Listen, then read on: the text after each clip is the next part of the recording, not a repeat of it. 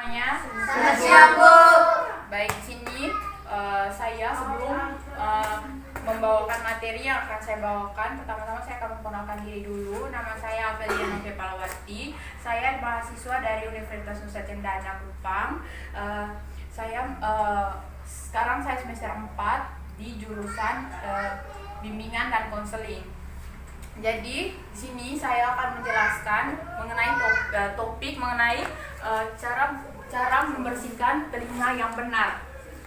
Jadi sebelum kita mulai kegiatan kita pada hari ini, kita mulainya dengan berdoa. Izinkan saya membawa doa ini secara Katolik. Berdoa dimulai.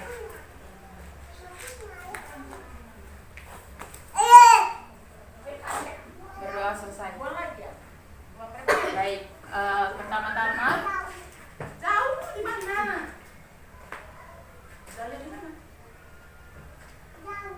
Jauh di atas. Bagaimana kabar kalian semua hari ini?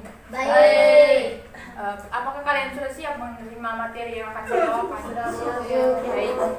Yang pertama saya akan membawakan materi mengenai cara membersihkan telinga yang baik.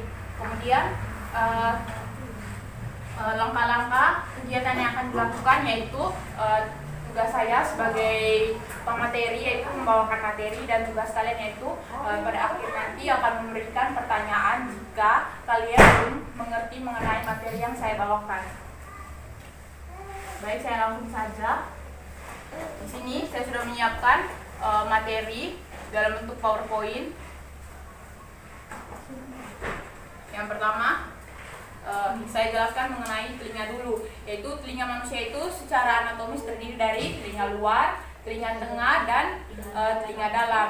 Jadi di sini batas telinga luar dan telinga tengah adalah gendang telinga. Sedangkan telinga tengah dan telinga dalam dibatasi oleh tingkap oval. Secara fisiologis, liang telinga akan menghasilkan kotoran telinga atau yang biasa disebut dengan serumen, yang berfungsi untuk melindungi telinga dari kotoran yang masuk dan dapat membunuh bakteri yang merugikan. Secara alami, kotoran tersebut akan didorong keluar dari liang telinga saat kita melakukan gerakan mengunyah makanan. Jadi saat kita melakukan gerakan atau mengunyah makanan itu, kotoran tersebut akan didorong keluar dari telinga dengan sendirinya. Yang berikut, mengapa telinga itu menghasilkan kotoran? Jadi pertama-tama kita perlu mengetahui alasan mengapa telinga itu menghasilkan cairan kuning yang mungkin bagi sebagian orang itu perlu dibersihkan. Cairan ini bernama serumen. Jadi cairan kuning yang biasa ada dalam telinga itu dinamakan dengan serumen. Jadi dan merupakan bagian dari upaya tubuh dalam melindungi telinga Anda. Jadi cairan itu merupakan upaya untuk melindungi telinga.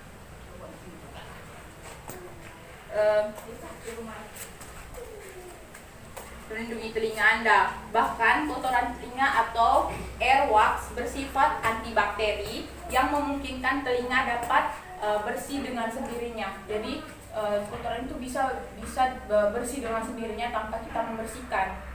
Yang berikut, mengapa telinga menghasilkan kotoran? Jadi telinga itu menghasilkan kotoran cairan kuning yang mungkin bagi sebagian orang tadi yang sudah saya jelaskan itu perlu dibersihkan karena cairan itu merupakan bagian dari upaya tubuh dalam melindungi telinga Anda. Jadi dia itu merupakan cairan yang dapat melindungi telinga Anda. Jadi bahkan kotoran telinga atau airwax bersifat antibakteri yang memungkinkan telinga dapat bersih dengan sendirinya. Jadi di sini mengapa telinga perlu dibersihkan? Yang pertama kita membersihkan telinga itu secara rutin. Jadi kalau kita membersihkan telinga secara rutin, maka kotoran dalam telinga itu tidak ada. Yang kedua, cara membersihkannya itu dengan cara menggunakan cotton swab atau cotton buds atau korek kuping yang biasa kita beli di kios-kios itu yang ada kapas di atasnya. Yang berikut, memasukkan benda runcing itu ke dalam telinga untuk membersihkan telinga. Yang berikut, terapi lilin. Terapi lilin di sini belum ada untuk terapi lilinnya. Yang berikut, apakah perlu membersihkan membersihkan kotoran telinga. Jadi sebenarnya Anda tidak perlu membersihkan kotoran telinga. Namun ketika serumen menumpuk, serumen tadi yang cairan kuning dalam telinga itu menumpuk dan menyebabkan beberapa gejala, Anda mungkin mengalami yang namanya impaksi serumen. Di antaranya itu yang pertama, nyeri atau merasa pengap pada telinga. Nyeri pada telinga atau pengap pada telinga, kan biasa kita kalau ada kotoran kita terasa lain sekali dalam telinga toh. Yang berikut itu telinga seperti tersumbat karena ada itu cairan. Yang berikut pendengaran terganggu dan semakin memburuk. Jadi kalau semakin banyak kotoran yang menumpuk, tapi pendengaran semakin tidak jelas. Yang berikut gatal atau cairan bau dan dalam telinga. Yang berikut adalah batuk. Yang terakhir, bagaimana cara kita membersihkan telinga yang benar. Jadi di sini cara terbaik yang menghasilkan untuk menghilangkan penumpukan lilin dari telinga adalah dengan mengunjungi dokter atau orang yang ahli dalam membersihkan telinga. Jadi membersihkan telinga itu bukan sembarang atau kita bersihkan sendiri, itu sebenarnya tidak boleh. Yang harus kita lakukan itu mengunjungi dokter yang ahli dalam membersihkan telinga. Jadi dengan tindakan dilakukan seorang ahli, kotoran telinga dapat dikeluarkan dengan menggunakan alat khusus. Jadi kalau kita ke dokter itu mereka sudah ada alat khusus yang bisa membersihkan telinga kita. Jadi itu tidak. Jadi kalau kita ke dokter pasti tidak akan tidak akan ada kerusakan pada telinga kita, karena yang membersihkan telinga itu adalah orang yang sudah ahli dalam membersihkan telinga. Dan kan di situ juga sudah ada alat-alat yang sudah disediakan memang khusus untuk membersihkan telinga kita. Lebih baik itu saja materi yang saya bawakan hari ini. Saya sudah menjelaskan materi yang saya bawakan pada hari ini.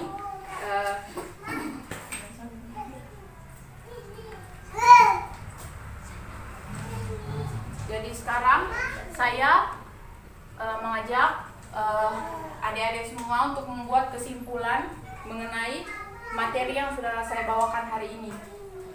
Mungkin ada adik-adik yang ingin membuat kesimpulan mengenai materi yang saya bawakan pada hari ini. Dan saya Bu, Ya, kesimpulannya adalah bahwa kita harus menjaga telinga kita agar tidak terjadi penumpukan sedimen atau pembusukan. oh ya, baik, terima kasih. Ya, terima kasih untuk adik yang sudah memberikan kesimpulan mengenai materi yang saya bawakan hari ini. Yang berikut mungkin ada adik-adik yang mengerti mengenai materi yang saya bawakan hari ini. Adik-adik bisa memberikan pertanyaan. Perkenalkan, nama saya Sarce. Saya ingin bertanya untuk menjelaskan kembali tentang penyebab dari sedimen jika kita membersihkan telinga kita, dan apa saja gejalanya jika kita tidak membersihkan. Terima kasih. Ada lagi yang ingin bertanya? Ya, perkenalkan, nama saya Rati.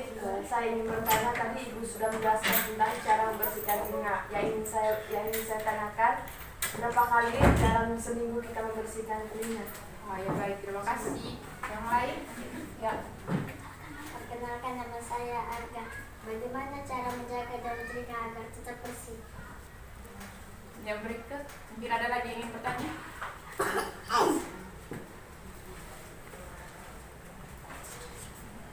Tidak ada. Baiklah, kalau tidak ada lagi yang ingin memberikan pertanyaan, saya akan menjawab pertanyaan dari Sarce, yaitu bagaimana cara membersihkan telinga agar telinga itu tidak menjadi penumpukan. Baik, yang tadi sudah saya jelaskan, yaitu dengan cara mengunjungi dokter atau ahli yang biasa membersihkan telinga. Jadi kita jangan membersihkan telinga sendiri, karena itu akan merusak telinga kita. Jadi kita perlu mengunjungi dokter untuk membersihkan telinga kita agar tetap bersih dan tidak menjadi busuk. Ya Bu.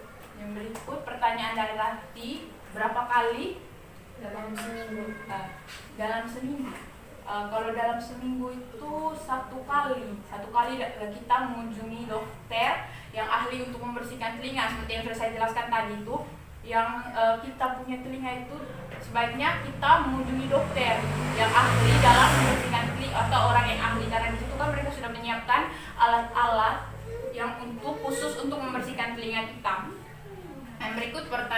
dari Arga.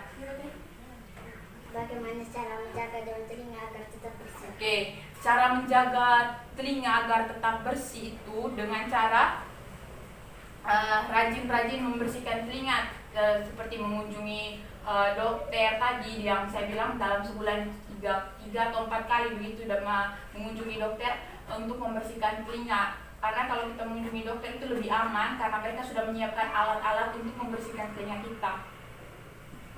Baik, mungkin ada yang ingin bertanya lagi atau belum mengerti dengan penjelasan saya? Saya Bu, ya. Bila kita membersihkan sendiri telinga kita, kira-kira berapa kali seminggu itu? Kalau membersihkan sendiri itu, ya seperti saya bilang tadi, itu bisa membahayakan telinga kita sendiri. Jadi kalau misalnya mau membersihkan tuh jangan bisa membersihkan seperti yang sudah saya jelaskan tadi untuk pertanyaan Arga, yaitu pertanyaan dari saya yaitu kita bisa membersihkan telinga kita sendiri, tapi itu jangan sering-sering. Maksudnya kalau habis kita mandi begitu langsung bersihkan untuk misalnya, atau ada kayak air yang masuk kita bersihkan begitu. Jadi, baik, itu saja jawaban dari saya. Masih ada? Tidak ada Bu. Baiklah, kalau tidak ada lagi pertanyaan, maka saya akhiri saja perjumpaan kita hari ini. Terima kasih untuk kesediaan dari adik-adik yang sudah mendengarkan materi yang saya bawakan hari ini. Untuk mengakhiri perjumpaan kita hari ini, kita akhiri dengan berdoa. Marilah kita berdoa menurut agama yang punya kita masing-masing. Izinkan saya berdoa menurut ajaran agama saya, itu Katolik. Dengan Bapa, berdoa selesai. Terima kasih.